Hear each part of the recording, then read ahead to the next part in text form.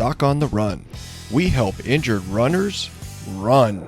Today on the Doc on the Run podcast, we're talking about an easy at-home test you can do if you think you have a complete rupture of the Achilles tendon. If you're a runner and you get a complete rupture of the Achilles tendon, this is probably one of the worst things that could possibly happen to you. It's way worse than a broken bone, but that's what you got. That's what you got. But the main thing is you do not want to ignore it. So I got a call from a guy that I've seen before, and he had the swelling in his Achilles, and he was worried about it. He was worried that it could be ruptured. And I just said, okay, well, look, first of all, it's going to take a day or two to get an MRI, but we need to check right now. You do not want to wait. If you rupture your Achilles tendon, if you completely tear it, and you wait, and you get what we call a neglected Achilles rupture, the reason that's significant is the Achilles tendon starts to contract. So if you have a tear in the tendon, and the tendon's kind of like the ends are sitting next to each other, and you don't do anything about it, it'll start to shrink up and contract, and then you can't get it back together. Even if we take you to surgery, we have to put in some cadaver graft or some material that sort of bridges that gap and try to sew it together, and that's never as good as your own tendon. So you don't want to ignore it. So how do you check for it? Well, this is really simple. There's a thing called the Thompsons test. It's a very simple test, and the concept is very simple, and it's something that you can do at home real easily to see if you have a complete rupture or not. There are basically three ways to do it. I'm going to explain those. Your Achilles tendon obviously starts in your big calf muscle on the back of your leg, and the tendon itself, the cord of collagen that comes down and attaches to your heel bone, plantar flexes your foot. It pulls your foot down like you're pushing the gas pedal when you squeeze and contract the calf muscle. So the way the Thompsons test works is that all we do is we actually take our hand, we put it on your calf muscle, the muscle belly itself, and we squeeze firmly. And when we do that, your foot plantar flexes or points your toes down slightly. And it's just a comparison of the right versus left. There's three ways to do it. The first way is the way that most doctors will do it. Like if you go see your primary care doctor and you express this concern to her, she's going to have you sit on the exam table with your feet dangling down. And then she's going to reach up and grab your calf muscle. And if she grabs your calf muscle on your healthy leg, the one that's not injured, squeezes, your foot's going to point down like that every time she squeezes it.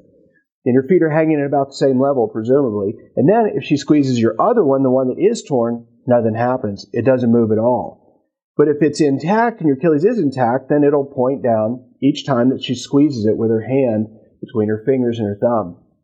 All right, so that's the first way you can do it. Second way you can do it is sitting like if you lay on the bed and you scoot down to where your feet and your ankles are hanging off so your feet are dangling down free, you do the same thing. Somebody, your wife, your girlfriend, your boyfriend, whoever's there that can help you, they basically have you laying face down, your feet are off the bed so your feet are free, and they squeeze the calf muscle and see does your foot move or not. And if your foot moves, then you know the Achilles is intact. And if your foot does not move compared to your other one, then you know that there's a concern that you could have a full rupture of the Achilles tendon.